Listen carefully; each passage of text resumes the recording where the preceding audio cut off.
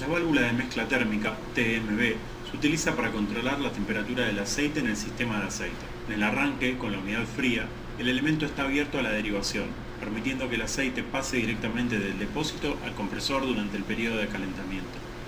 A medida que el aceite se calienta, el elemento gradualmente cierra la derivación, dejando que más aceite del enfriador se mezcle con aceite de la derivación.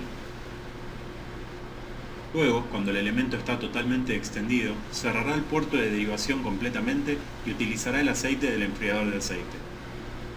Algunas válvulas de mezcla térmica se encuentran en el interior del tornillo. Otras son externas.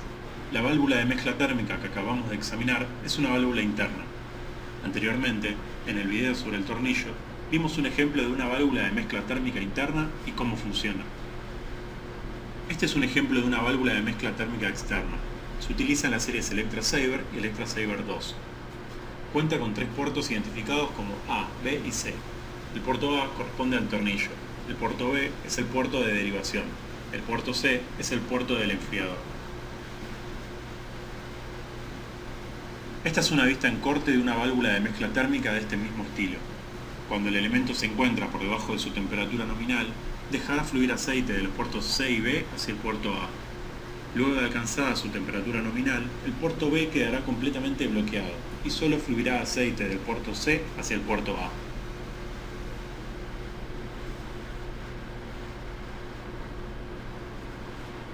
Si desea verificar el funcionamiento de una válvula de mezcla térmica, todo lo que tiene que hacer es calentarla. Para un examen rápido, puede bañarla lentamente en agua caliente. Hagamos eso con la vista en corte de una válvula de estilo externo para poder ver su funcionamiento.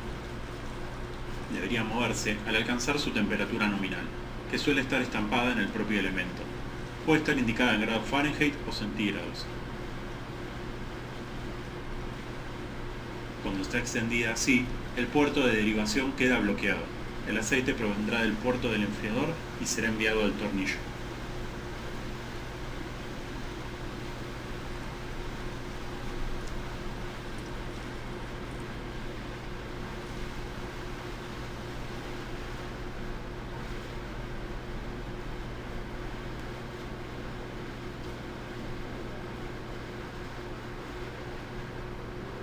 El enfriador de un compresor de aire puede estar enfriado por aire o por agua. Los intercambiadores de calor enfriados por agua tienen 2 enfriadores, uno para el aceite y uno para el aire comprimido que sale de la unidad. Pueden tener diseño multitubular o de placa. El agua absorbe el calor del aceite y del aire cuando pasa por los enfriadores. Hay una entrada y una salida para el agua, para el aire o el aceite. Los enfriadores de un compresor enfriado por aire normalmente están conectados. La parte más grande es para enfriar el aceite. La sección más pequeña es para enfriar el aire comprimido que sale de la unidad. Algunas unidades empujan el aire por encima del enfriador. Otras unidades succionan el aire por encima del enfriador. Si se pregunta cuál de estos dos modos sería el adecuado para una unidad, consulte siempre el manual de servicio o busque una flecha de dirección en el ventilador.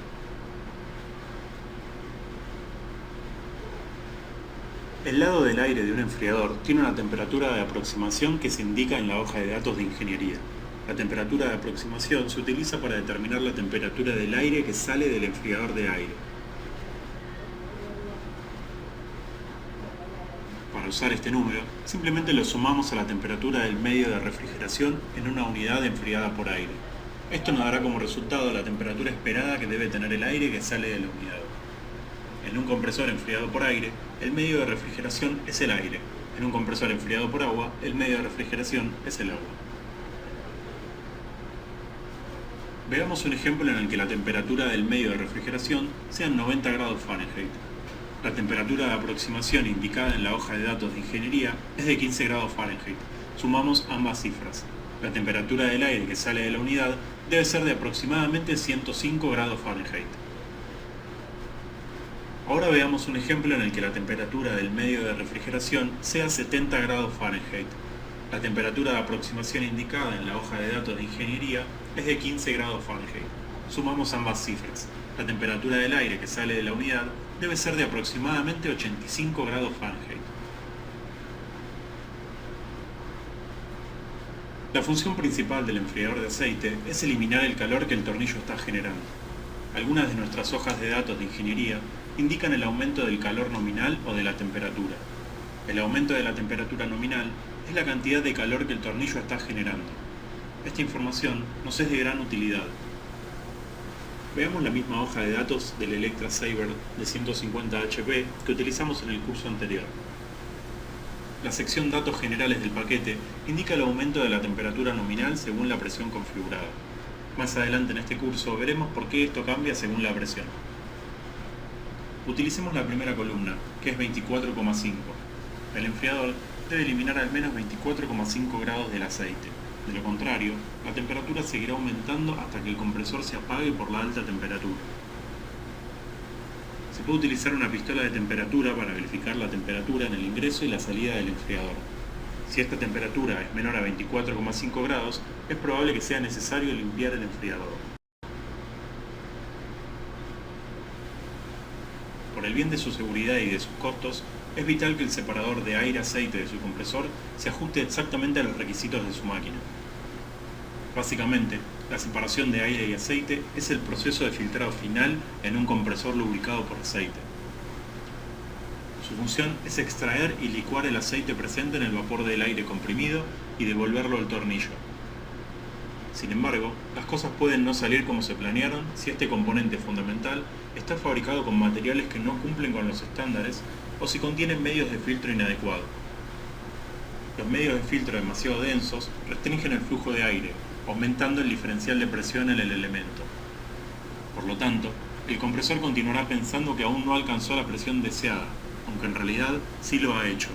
El resultado, tiempos más prolongados bajo carga y mayores costos de electricidad.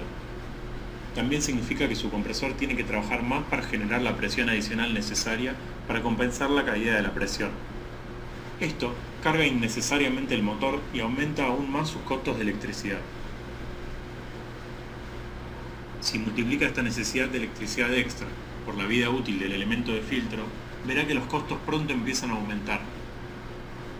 Como regla básica, por cada 138 mbar de diferencia de presión entre el recipiente de presión y el puerto de impulsión, su motor pierde un 1% de eficiencia. Esto suma un 1% a sus costos de funcionamiento. Por lo tanto, un motor de 100 kW consumiría 1 kW adicional por cada 138 mbar de diferencia de presión. Cuanto mayor es la caída de presión, mayor es el costo. Los materiales de separación inadecuados también pueden permitir que pase vapor de aceite. Esto se conoce también como transferencia.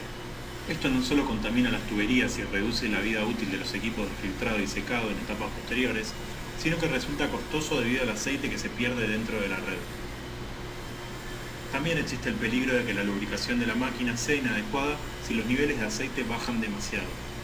Un separador que pierde aceite a razón de 6 partes por millón podría perder alrededor de 5 mililitros de aceite por hora o 1 litro cada 200 horas, sumando aún más costos a su factura anual.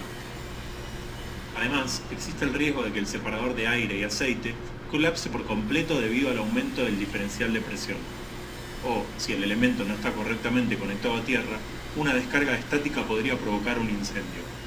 En ocasiones, las piezas no originales pueden dar la sensación de que ahorran costos, pero en realidad el ahorro es falso.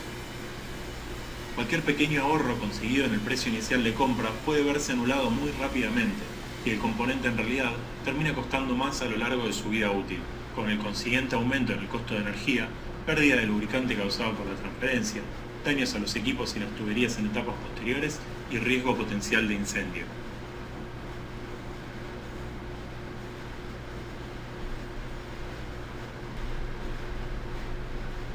Anteriormente, en la sección dedicada al depósito, repasamos cómo el choque y el cambio de velocidad eliminan el 99% del aceite del aire.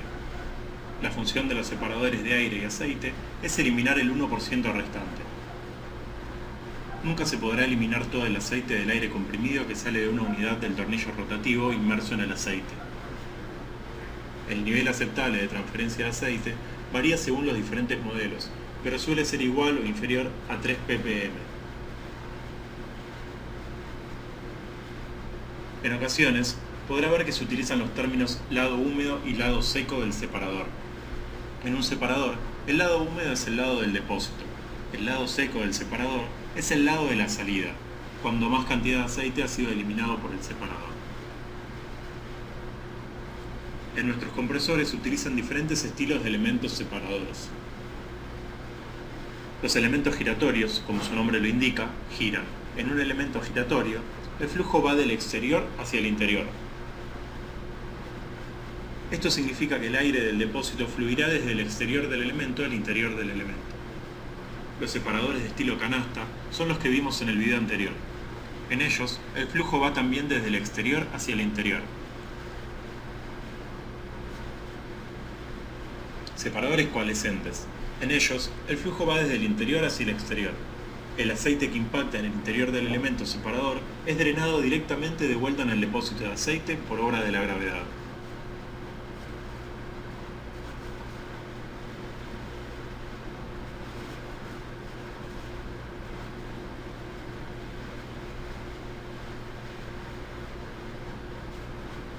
Cada uno de estos estilos de separadores utiliza una línea de recuperación también conocida como línea de retorno de aceite. La función de la línea de retorno de aceite es impulsar cualquier aceite que se acumule en el lado seco del separador de regreso hacia el tornillo.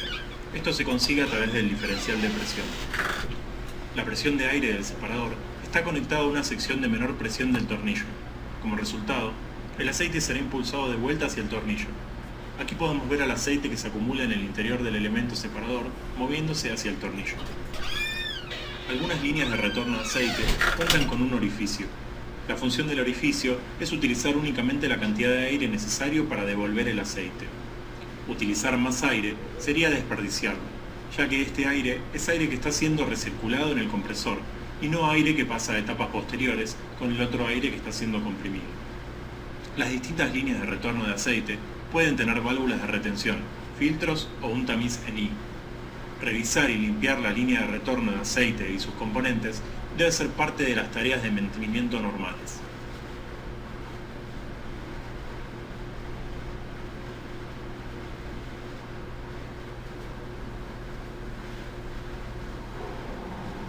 La válvula de retención en presión mínima, MPSB, se instala en una unidad después del depósito, en el lado seco del separador. Cumple dos funciones. Evita que el aire fluya de vuelta al interior de la unidad y mantiene una cantidad de presión mínima en el depósito para la circulación de aceite. La parte de retención de la válvula permite que el aire salga de la unidad cuando comprime aire. Impide que el flujo de aire regrese al interior de la unidad. Por ejemplo, si el compresor no está funcionando y el sistema de aire del cliente está presurizado, la válvula de retención no permitirá que el aire ingrese al interior de la unidad. Su otra función es mantener una presión mínima cuando no hay presión de aire en el sistema de aire del cliente. Por ejemplo, si es lunes por la mañana y el sistema de aire del cliente está vacío, al presionar arranque en el compresor, cuando el aire se comprime, no permitirá que ingrese al sistema de aire del cliente hasta que se alcancen 65 psi en el depósito. En el depósito se deberá alcanzar suficiente presión para superar el resorte de la válvula de retención y presión mínima. Una vez superada esa presión, la válvula se abrirá por completo mientras el compresor suministra aire a la planta. Si no existiera una válvula de presión mínima, al llenar un sistema vacío no habría presión para hacer circular el aceite por el compresor. Utilizamos la presión de aire interna de la unidad para impulsar el aceite al interior del tornillo. Una vez que se lo impulsa al interior del tornillo, es devuelto al depósito cuando la mezcla de aire-aceite se descarga en el interior del depósito. Anteriormente, examinamos el aumento de la temperatura nominal en una hoja de datos de ingeniería. Volvamos a examinarlo. Observemos cómo el aumento de la temperatura nominal disminuye cuando la presión aumenta. Esto se debe a la presencia de más caudal de aceite a esas temperaturas más altas. La presión de aire de la unidad es nuestra bomba de aceite. La presión de aire del depósito es lo que hace circular el aceite en nuestros compresores. No existe una bomba de aceite externa. Piense en la presión de funcionamiento más alta como si fuera una bomba de aceite más grande, y piense en la presión de funcionamiento más baja como si fuera una bomba de aceite más pequeña. Un compresor que funciona a 100 psi tendrá menos presión para impulsar el aceite de regreso al tornillo.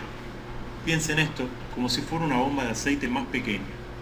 Un compresor que funciona a 200 psi tendrá más presión para impulsar el aceite de regreso al tornillo. Compare esto con una bomba más grande.